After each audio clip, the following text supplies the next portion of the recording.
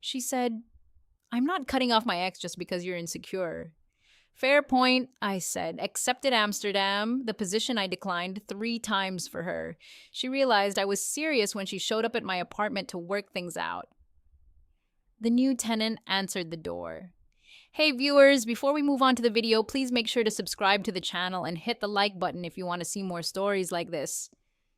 Thanks, throwaway account, because, well, this story got a bit too real and I don't need the drama resurfacing. But if you're here for some karma relationship justice, buckle up. This is how my ex Emily basically handed me the keys to a better life on a silver platter of betrayal. AITA for finally putting myself first after years of being her emotional doormat? Spoiler, I don't think so. Let me start from the beginning because context matters. I met Emily about 4 years ago at a mutual friend's birthday party in the city. She was this vibrant marketing grad full of big dreams about climbing the corporate ladder, and I was just hitting my stride as a software engineer at a solid tech firm. We clicked instantly, shared laughs over bad karaoke, late night talks about our ambitions. I fell hard, and she seemed to as well. Early on, she told me about her ex, Jake. They dated for 2 years in college, but it ended messy. He was the adventurous type, always chasing thrills like spontaneous road trips or quitting jobs on a whim.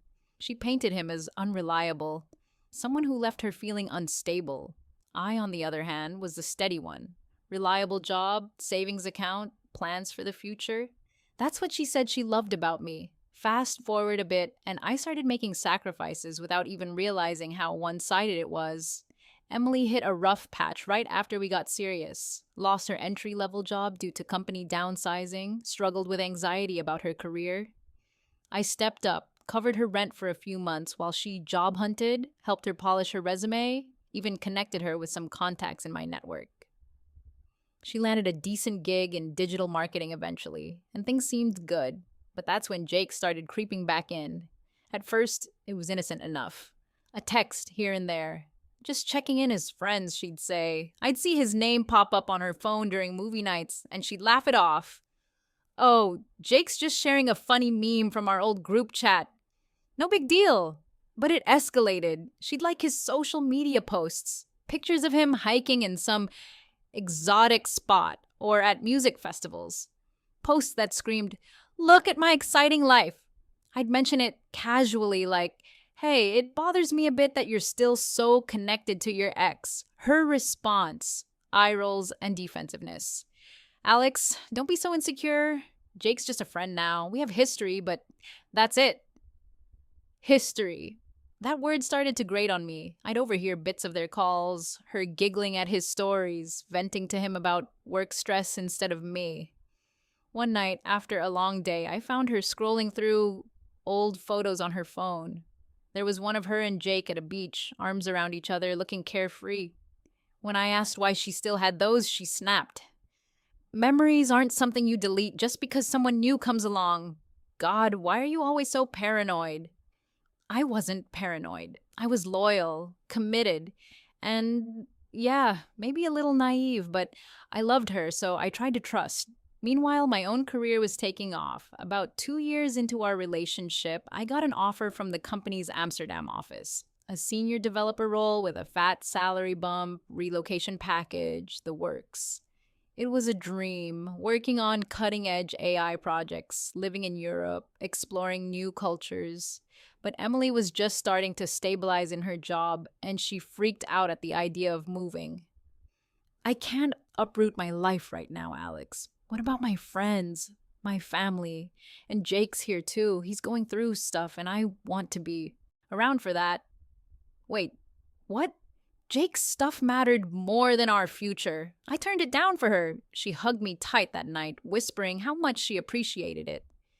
You're my rock, Alex. I don't know what I'd do without you. But 6 months later, the offer came again. Same position, even better terms. Emily was in a good place by then, but she hesitated.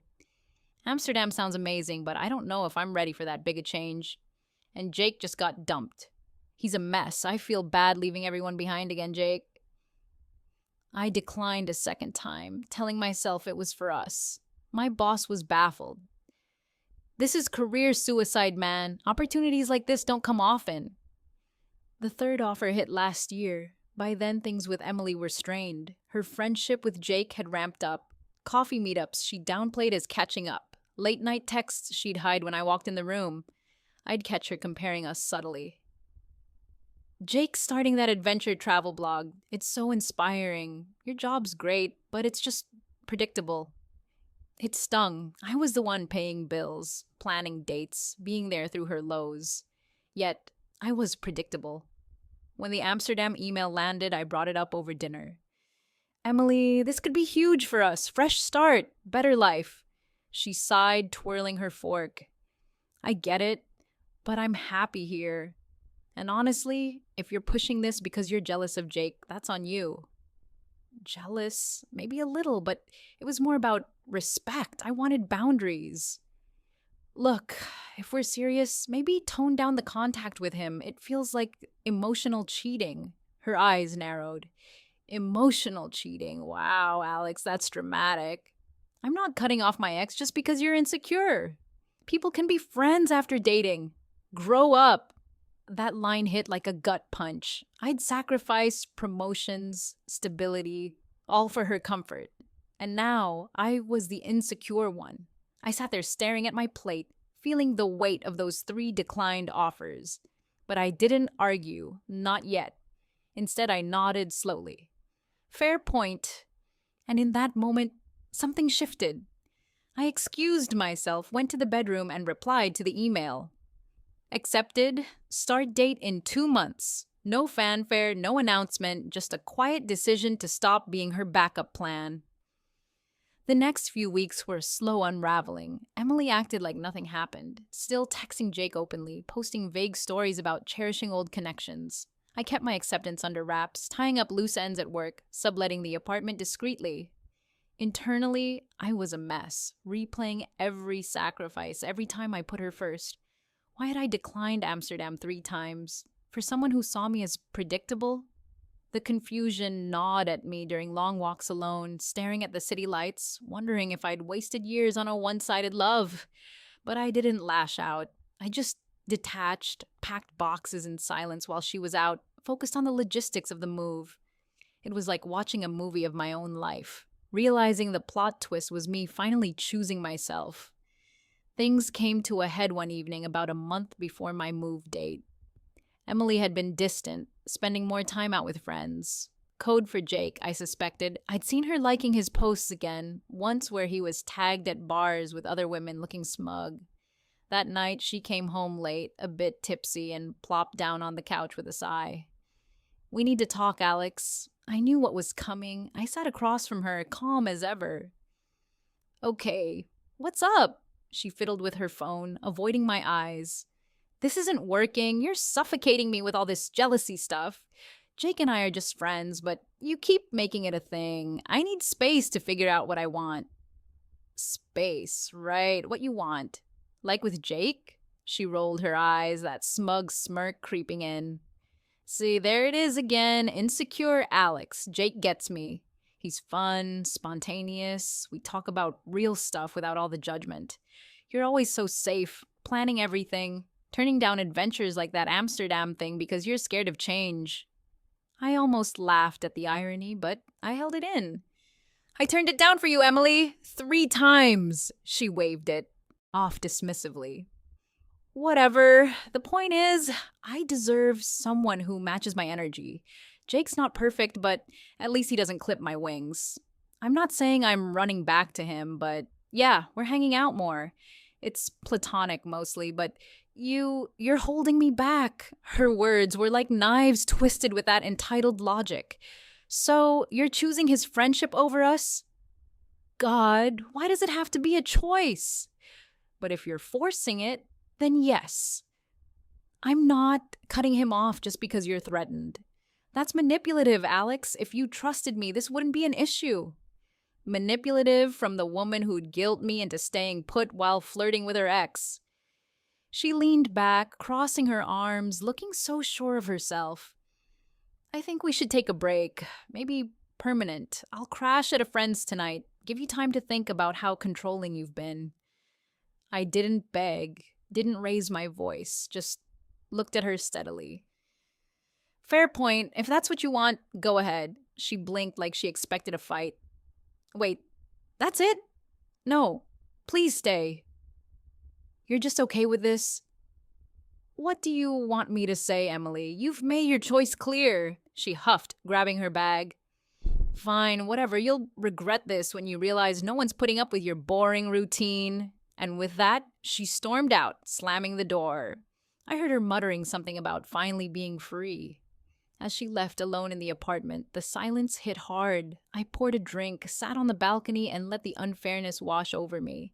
Years of loyalty dismissed as controlling, sacrifices thrown back in my face. Part of me wanted to call her, explain the Amsterdam thing, make her see what she'd lost, but no. That would be begging, and I was done. Instead, I texted my boss, "Move is on, wrapping up here." Then I blocked her number. Not out of spite, but to protect my peace. The next day, I listed the apartment fully, packed the rest of my stuff, and started saying quiet goodbyes to friends. No drama, no social media rants, just forward motion. But the confusion lingered, nights staring at the ceiling, replaying her justifications. How had her platonic friendship turned into this? Was I really the insecure one, or had she been manipulating me all along? It felt outrageous, undeserved after everything I'd given. I journaled a bit, talked to a therapist friend anonymously. "You're not crazy," he said. That's classic emotional abandonment. It helped, but the pain was real. I let it breathe. Didn't rush to get over it. Amsterdam loomed like a lifeline, a chance to rebuild from the ashes of her betrayal. I didn't disappear overnight. It took planning. With the move 2 weeks away, I focused on tying up loose ends, shipped my essentials ahead, handed off projects at work, even hit the gym more to clear my head. Internally, the shift was happening from vulnerable and questioning everything to a quiet resolve. This is my life, I tell myself in the mirror, not hers to dictate anymore. Emily tried reaching out a couple of days after the breakup, probably expecting me to chase. A text from a mutual friend's phone. "Hey, it's Em. My phone's acting up. Can we talk?" I didn't respond. Then an email. "Alex, come on, you're being childish. Let's meet and sort this out maturely." Still nothing for me. I was done engaging. Word got around through friends. One messaged me. "Dude, Emily's telling everyone you overreacted about Jake. Says you're ghosting her out of spite." Let her spin it. I kept my responses neutral. We wanted different things. Wish her well. No bad mouthing, no details about Amsterdam. That was mine. The day before my flight, I handed the keys to the new tenant, a quiet grad student I'd found through a listing. "Place is yours now. Good luck," he nodded, oblivious to the backstory. I crashed at a hotel near the airport, feeling a mix of nerves and freedom. For the first time in years, I wasn't planning around someone else. Landing in Amsterdam was surreal. The canals, the bikes everywhere, the fresh start. My new team welcomed me with open arms, dinners out, tips on neighborhoods. The job challenging but rewarding, diving into projects I'd only dreamed of back home. I rented a cozy apartment overlooking a park, started exploring museums on weekends, even picked up some Dutch phrases. The confusion faded into clarity. I'd been holding myself back for her. Now I was free. Friends back home kept me loosely updated, though. I didn't pry. Emily's hanging with Jake a lot now. Seems official. Good for them, I thought genuinely at first, but as weeks turned to months, my internal voice strengthened. No more what-ifs, just gratitude for the push I needed. That's when karma started rolling in. Slow at first, then like a freight train. I didn't seek it out, didn't stalk her socials or pump friends for info, but bits trickled through mutuals who felt bad keeping it from me. About a month into my Amsterdam life, a buddy from back home messaged, "Hey man, thought you should know, Emily and Jake are a thing now. She's posting pics of them at some festival looking all loved up." I chuckled at my desk, sipping coffee overlooking the canals. Predictable indeed, but the shine wore off quick. Turns out Jake's adventurous side came with baggage. From what I pieced together via sporadic updates, he was drowning in debt. Credit cards maxed from those spontaneous trips. No steady job beyond gig work. Emily, fresh off our breakup, quit her marketing role impulsively to join him on the road, dreaming of that travel blog life she'd gushed about. Bad move. They bounced around for a bit, her funding most of it from savings I'd helped her build. Friends started distancing. Our mutual circle saw through her spin, especially after one overheard her trash talking me at a gathering. Alex was too safe, Jake's real passion. Then the crack showed. Jake got volatile during a trip, arguments over money, him flirting with others right in front of her. She confided in a friend who related, Emily's a mess. Jake bailed on her in some random town, left her with the hotel bill, said he needed space. Sound familiar? Irony at its finest. She scrambled back home jobless, dipping into credit just to cover rent. Her social media shifted from smug couple shots to vague posts about growth through pain and learning from mistakes. One mutual said her family was fed up too. Her sister, always the enabler, even admitted spiraling. Jake used her and ghosted. Professionally, it tanked. Without her network, which I'd helped cultivate, landing gigs proved tough. She applied to a few places but got rejections. Word was her abrupt quit raised red flags. Isolation set in. Friends who defended her freedom now sided with the truth. She'd emotionally ditched a good guy for a flake. One update hit particularly hard for her. A former colleague mentioned my Amsterdam move in a group chat she was still in. Alex is killing it overseas, senior role traveling Europe on weekends. Her response? Radio silence, then unfollows all around. I didn't gloat, didn't need to. Sitting in my new apartment, hosting a small dinner with coworkers, I felt the reversal. Her downfall wasn't some dramatic explosion. It was realistic, earned from her choices, broke, alone, reputation frayed. Meanwhile, I was thriving, promotion talks at work, weekend trips to Paris, even dipping into dating apps casually. No serious attachments yet, but the freedom was liberating. Karma didn't just hit, it highlighted how far I'd come from that predictable label. She discarded me like a safety net, only to find the ground rushing up. Her attempts to crawl back started subtle, then snowballed into desperation. First, about 3 months post-move, an email slipped through. My work won since I blocked her personal. Alex, hey, heard you're in Amsterdam now. That's wow. Congrats, I guess. Look, I know things ended badly, but I miss talking. Jake was a mistake. He's not who I thought. Can we chat? Just as friends. I read it at a cafe. Bike traffic buzzing outside. No sympathy stirred. She'd called me insecure for wanting boundaries, yet here she was after her spontaneous fling imploded. I archived it without replying. Next came text from unknown numbers. Burners, probably. It's Emily. Please don't ignore me. I messed up big time. Jake turned out abusive, controlling. He isolated me from everyone. Sound familiar? Wait. No.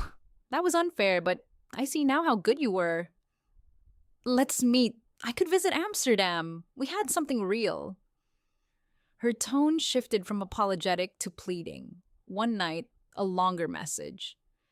Why are you being so cold? I thought you were better than this. You didn't deserve that. Let's meet. I didn't respond.